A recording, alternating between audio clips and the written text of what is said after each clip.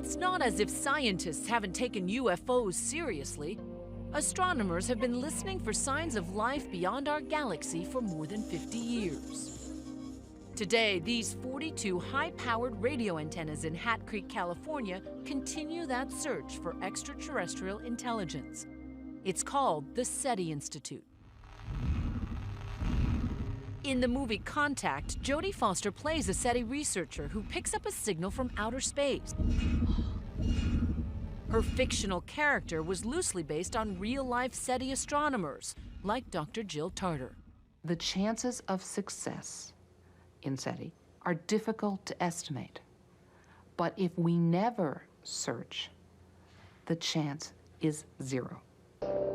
Scientists have yet to make real contact, but some UFO enthusiasts ask, why are these researchers spending millions searching for signals from space when they claim aliens have already been here? There it is. Oh, I got it. I don't know what the hell it is. Unlike many of the experiencers we talked to who claim to have seen UFOs, And I looked out and there was this big red blinking UFO. or claim they were abducted, So it went over this way. It went southeast, basically. Stan Romanek's story may be the most incredible. What the hell is that thing? Not only does he capture his alleged sightings on video, Do you guys see it too?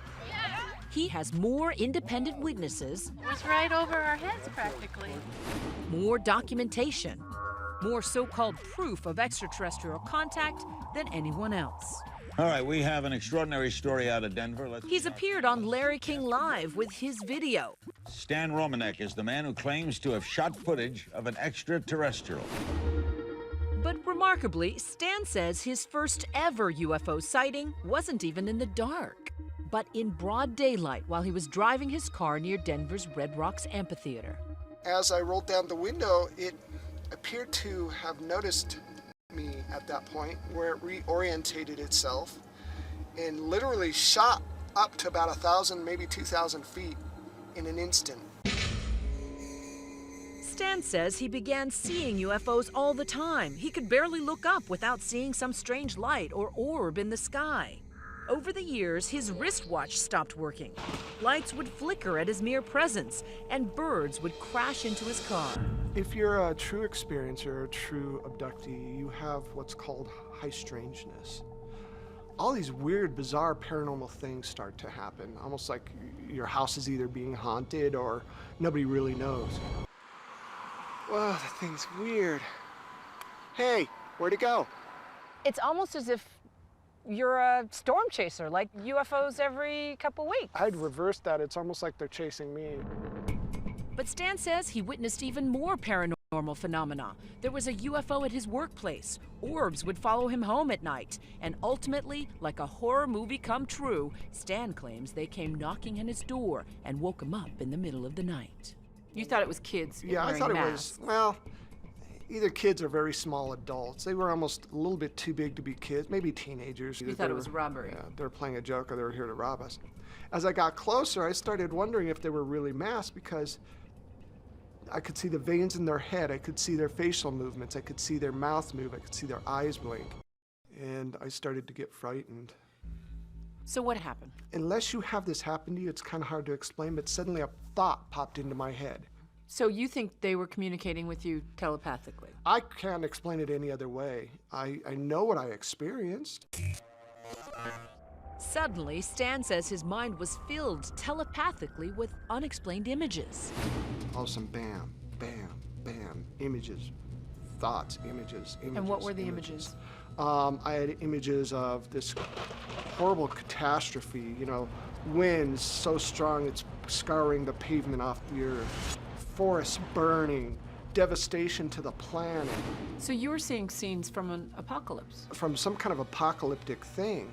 And when it was over, I'm going, when's this gonna happen? Is this gonna happen? Is this really gonna happen? Because I was pretty much in tears by this point. I was so terrified. You're convinced that the aliens were trying to send you a message.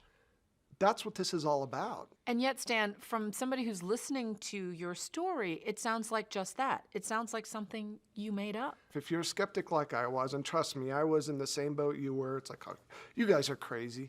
But every time I think that, something else happens to prove that I'm not crazy.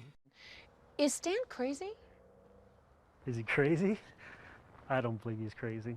He's absolutely seen something. Things have actually happened to him. I know that, just from talking with him, from seeing some of the evidence.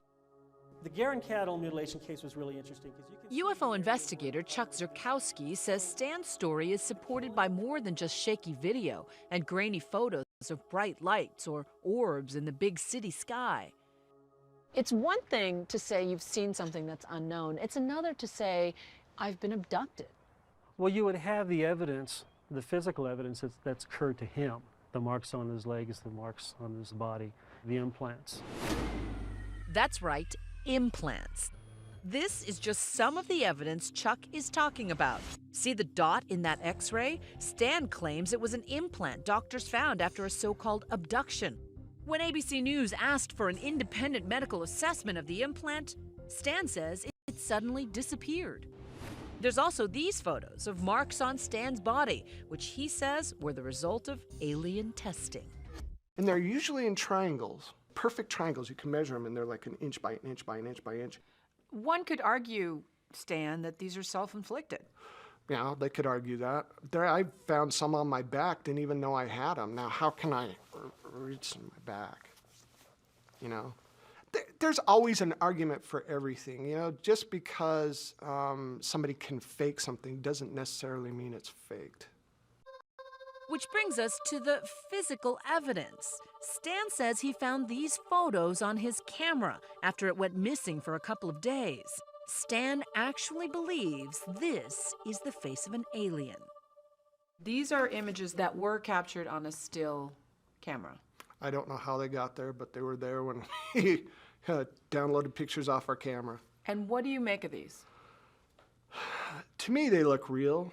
I mean, there's so much detail in them. I don't know how they got on my camera, but they look like ETs to me. I mean, what do they look like to you? You know, I'm a skeptic, Stan, so I think it looks like, you know, I think it looks like, you know, Halloween mask. Okay. Maybe you're right. But do Halloween masks have that kind of detail? Well, this looks like it could be shadows. Could be. Skeptics argue Stan and others like him are just seeing what they want to see. How do you know that Stan isn't putting on a great big hoax? Well, that's the investigative part. You know, I've been to his house. I've talked to eyewitnesses who were there that saw things. I've seen some of his physical evidence, and that's where you start.